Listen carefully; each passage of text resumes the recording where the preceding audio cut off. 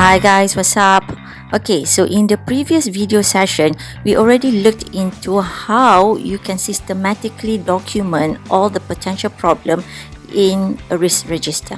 Okay, for today's video session, we are going to perform a qualitative analysis on all the risks that you listed in the risk register. We are going to measure the severity of that risk. We are going to give it a score and we can make decision from that score.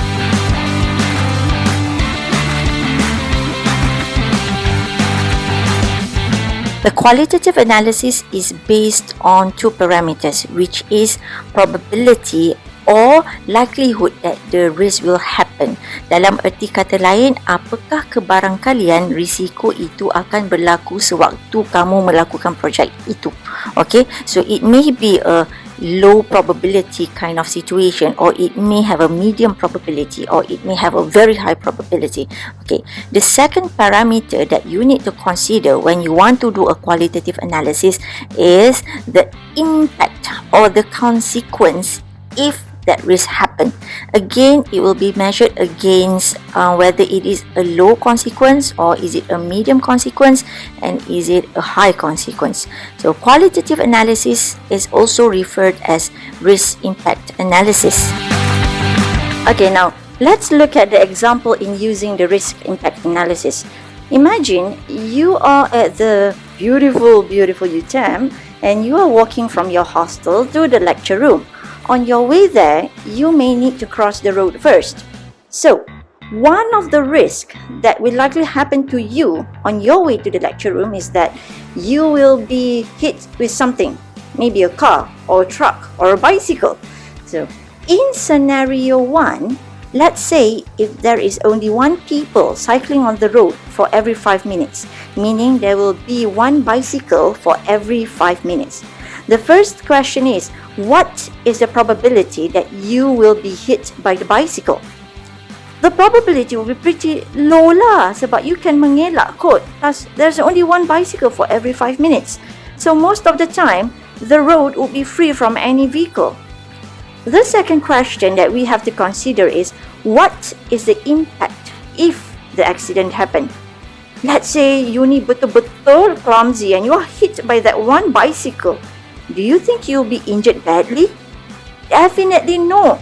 Kena langgar dengan basikal je kot. Maybe some minor scratch here and there, but it's not a deadly impact kan? So, in this case, the impact is also low. Okay, now let's consider scenario 2. In scenario 2, there would be 5 bicycles on the road for every 1 minute. So you can imagine there are more bicycles this time around. First question that you have to ask is, what is the probability that you will be hit by the bicycle? In this case, the probability will be higher as there are more bicycles on the road. The second question is, what is the impact if the accident happened? Again, the impact is still low sebab still you kena langgar dengan basikal. So some minor scratch or some minor bruises, but it's not a deadly consequence. In the next scenario, which is scenario 3, let's replace that bicycle with a truck. So there will be one truck for every 5 minutes along the road. The first question, again, what is the probability that you will be hit by the truck? In this case, the probability of you being hit by the truck is low sebab the frequency of the truck to be on the road is low. So it is pretty easy for you to cross the road. The second question is, what is the impact if the accident happened? In this case, if you are to be hit by the truck, the damage would be pretty severe. You may end up in the hospital or probably terus masuk kubur. So, the impact in this case is high. I believe by now you should get the idea of the risk impact analysis. Now, let's consider scenario 4. In scenario 4, there will be 10 trucks for every 1 minute. So you can imagine it is going to be a very busy road full of trucks. So let's go to the first question. What is the probability that you will be hit by the truck? I think you can imagine it will be quite difficult for you to cross the road.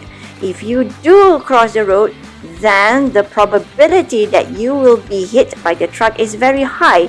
So in this case, our probability is high. The second question is, what is the impact if the accident happen? Again, very high impact sebab kena langgar dengan lori kot. You are not Superman, man. So, the impact is high. Okay, so now we have 4 different scenarios with different range of probability and impact. Some scenarios have high probability or likeliness that it will happen, while some have high impact or consequences. So with such different combination, how do you know which scenario are more critical or which one have the lower risk?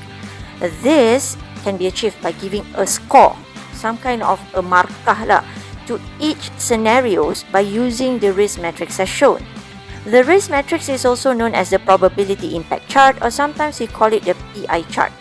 As you can see, the PI chart is made up of 2 primary axes, whereby the y-axis represents the probability that the risk will happen, while the x-axis represents the impact of the risk.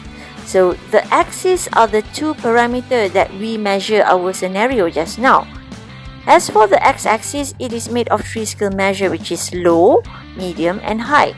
The y-axis also is made of 3 scale measure of low, medium and high. If the combination of the probability and impact of that particular scenario falls within the green region, then we can say that the risk in this scenario is very low. Usually in low risk cases, the management would just accept the risk as it is. If the particular scenario falls at the yellow region, then the project team should be very berhati-hati because it is a medium type of risk.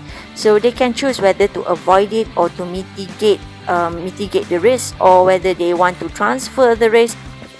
Okay, if the particular risk scenario falls at the red region, then everybody have to be very jaga-jaga. It is going to be a very risky situation with very critical consequences. So you see, each region will have its own score. The higher the score, it means the more critical that particular risk becomes. Okay, now let's recall our scenario just now and measure the risk impact using this PI chart. Okay, in scenario 1, there is 1 bicycle for every 5 minutes. So the probability of accident to happen is low, while the impact is also low. So the combination of the probability and impact resulted to a low risk impact, or the score is 1. As for scenario 2, there are 5 bicycles for every 5 minutes. The probability of accident to happen is high, whereas the impact if you are going to be hit by the bicycle is still low. So in this case, the combination of the probability and impact resulted to a medium risk impact, or the score is 2. Okay, I think by now you already get the idea how to get the measure of the risk impact and the score. Let's look at scenario 4.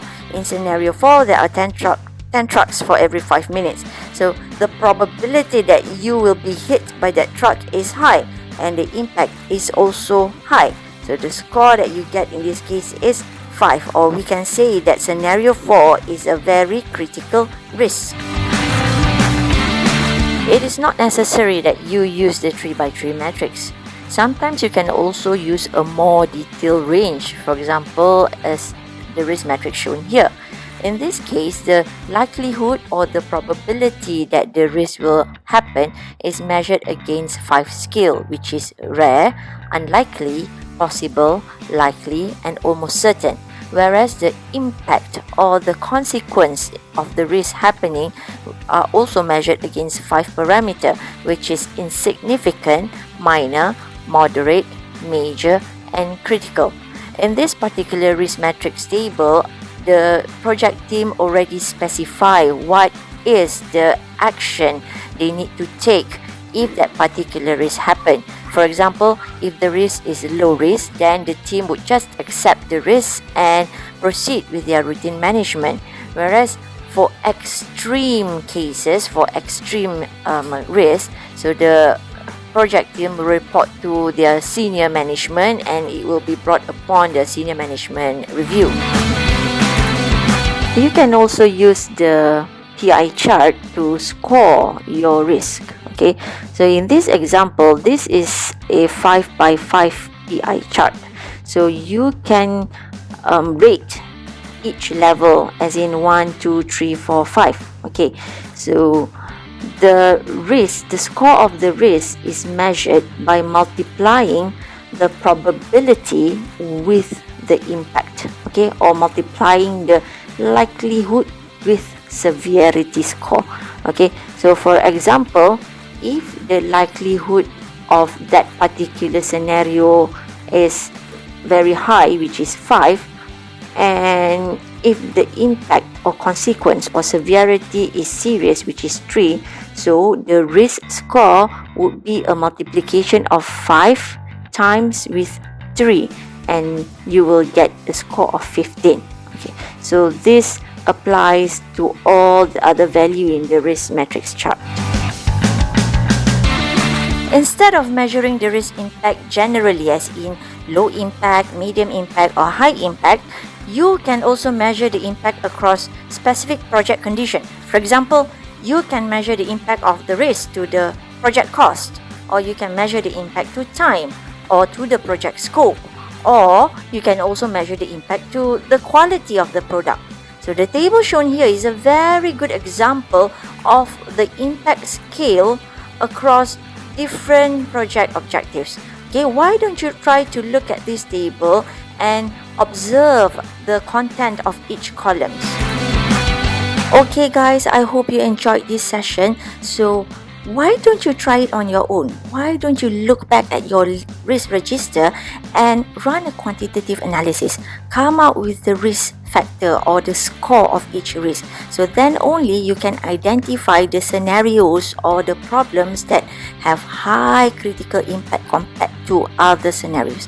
Okay, so in the next video, we will look into how we can run a quantitative analysis. Okay, see you later. Goodbye.